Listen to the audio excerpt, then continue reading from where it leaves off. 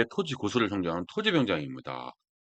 이번 시간에는 지난 27일이죠. 3월 27일 날 국토교통부에서는 보도자료 하나를 내놨습니다. 우리 실전 토지 투자자 입장에서는 굉장히 또 우리가 눈여겨봐야 될 인사이트 중에 하나 이 내용입니다. 어떤 내용인지 하나씩 보도록 하겠습니다. 농림지역 단독주택 가능 보호 추락지구 신설 농공단지 건폐 완화 이렇게 제가 제목을 뽑았는데요. 농림지역에 단독주택이 가능하답니다. 우리가 흔히 알고 있는 그 어떤 그 농촌에서 주택은 어떤 게 있을까요? 우리가 잘 알고 있는 농업용 주택이 있었죠. 농업용 주택. 그다음에 어떤 게 있었을까요? 대표적으로 우리가 알고 있는 농어촌 주택이 있습니다. 농어촌 주택.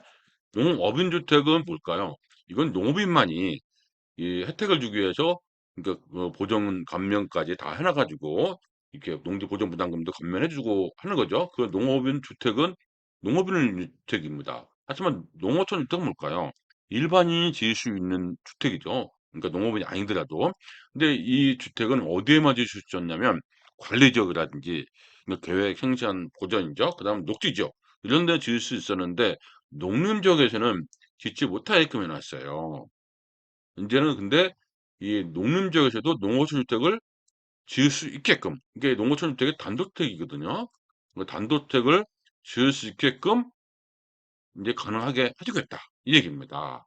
그리고 보호 취락지구 우리가 자연 취락지구도 있고 집단 취락지구가 있는데 또 인제 보호가 하나가 인제 생기네 신설하네요. 그 자연 취락지구, 집단 취락지구가 있는데 이거 말고 이제 보호 취락 이게 인제 이 취약지구를 그 우리가 뜻을 보기에는 보호해 주겠다 그거죠. 취약지구를 보호한다는 겁니다. 그렇겠죠? 그다음 농공단지를 건폐율을 완화. 이 건폐율을 우리가 잘 알고 있죠. 100 평이면 땅이 그 바닥을 차지하는 면적 이게 건폐율이죠. 만약에 40 평을 차지하고 있다. 그럼 건폐율을 40% 라고 하죠. 이렇게. 그래서 이 농공단지는 뭡니까? 농촌 사회에서는 하나의 일자리거든요, 일자리. 일자리입니다. 농공단지 하나에. 일자리를 더 장려하기 위해서 땅을 효율성을 높이겠다는 거죠. 이걸 완화해 주겠다는 것은 40% 예를 들어서 이거 40%에서 좀 더 넓게 해 주겠다는 겁니다. 그래서 이 세 가지 키워드를 제가 뽑았습니다. 그래서 어떤 내용인지 보도자료 통해서 한번 보도록 하겠습니다. 3월 27일 날 나왔죠. 그래서 28 일부터 개정안 입법 예고를 한 겁니다. 농촌 단독주택 규제를 풀고 농공단위 규제를 높인다. 그래서 상반기 중에 시행 예정입니다. 이 입법 예고 기간이 여기서 보니까 40일간이죠. 40일간 5월 7일이라고 나오네요. 그래서 끝나면은 5월 중순이나 하순경에는 시행한다. 그 얘기입니다. 상반기 중에 이렇게 나왔습니다. 한번 더 보도록 하겠습니다. 정부가 농촌 지역의 정주 여건을 개선하고 지역 경제를 활성화하기 위해 규제 완화에 나섰다. 그래서 농림 지역 내 일반인도 단독주택 건축을 허용하고 농어촌 주택이죠. 허용하고 농공단지의 건폐율을 80%까지 확대. 기존에 70%였거든요. 70%였는데 80%까지 확대해서 개정안을 입법 예고한다. 이렇게 되어 있습니다. 이번 개정안은 그동안 정부가 발표한 규제 혁신 과제와 농촌 정비 그러니까 이렇게 나오는 것은 인제 뭡니까?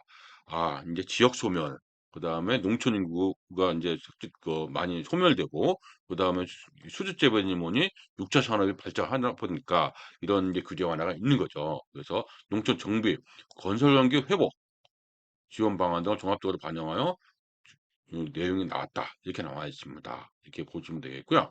그러면 이제 보면은 농림 지역은 일반인 단독주택 허용.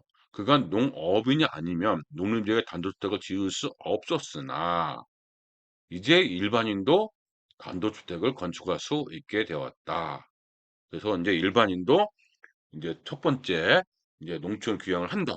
그럼 바로 그 농림 지역에도 할 수 있다. 이렇게 되어 있습니다. 이렇게 했고요. 그래서 인구 유입이 된다. 이렇게 했고요. 다만 산지관리법과 농지법 규제가 우선 적용되는 보존산지와 보존산지는 뭐 있죠? 보존산지는 공룡산지가 있고 임업산지가 있죠? 이거는 안 되는 거죠. 그래서 없는 거, 뭐 준보존산지가 되겠네요. 준보존산지가 되겠죠?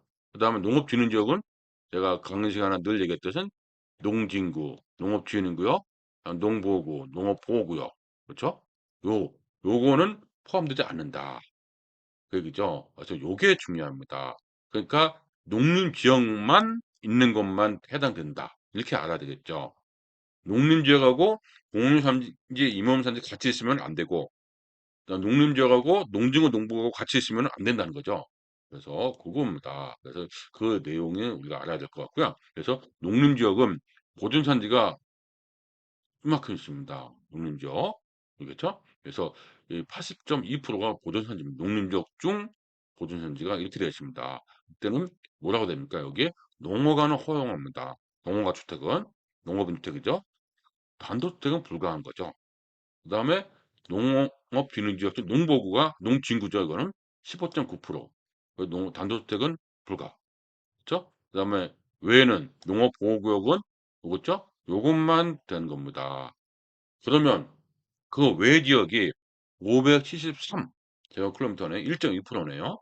여기는 이제는 뭡니까? 농어가도 허용되고 단독주택도 허용한다. 이게 개정입니다. 573 제곱킬로미터는 이게 몇입니까? 이게 면적은 어느 정도 될까요? 서울이 기억하시죠? 서울은 제가 늘 어떻게 기억하라고요? 조선왕조 600년, 600년. 그러니까 조선왕조 600년이죠? 그러면 서울 면적이 605거든요. 정확하게는. 그러니까 우리는 600으로 기억하시면 될 것 같아요. 600. 그럼 서울 면적 크기만큼 헤드가 되는 겁니다. 서울 면적 크기만큼 헤드가 되는 거죠. 그러면 상당한 면적이 해제가 되는 겁니다. 이렇게 나오는 거죠. 그렇게 우리가 인사이트가 그런 식으로 구축하면 되는 거죠. 그렇게 자꾸 보면서 해석할 수 있는 힘, 이게 인사이트죠. 이렇게 보시면 되고요. 농공단지 건폐율 완화. 현재 농공단지는 건축 가능한 면적이 70%까지 제한되어 있으나 앞으로는 기반시설이 충분한 경우 무조건은 아니네. 자, 기반시설이 충분하다. 도로라든지 정화지라든지 오페스라든지 이런 게 충분한 경우 최대 80%까지 가능해진다 이 얘기입니다. 그래서 공장 등 산업시설의 활용도가 높아지고 지역경제, 일자리가 이제 중요한 거죠. 또다시 그 공장을 짓는다는 것은 쉽지 않거든요. 차라리 그거보다는 확대해 주는 것이 낫다고 본 겁니다. 그렇게 있고요. 그다음에 또 하나 특이한 것은 보호 추락지구를 신설합니다. 많은 농촌 지역의 주택과 대형 축사, 공장이 혼재되어 쾌적한 생활에 어려움이 있었어요. 그렇죠?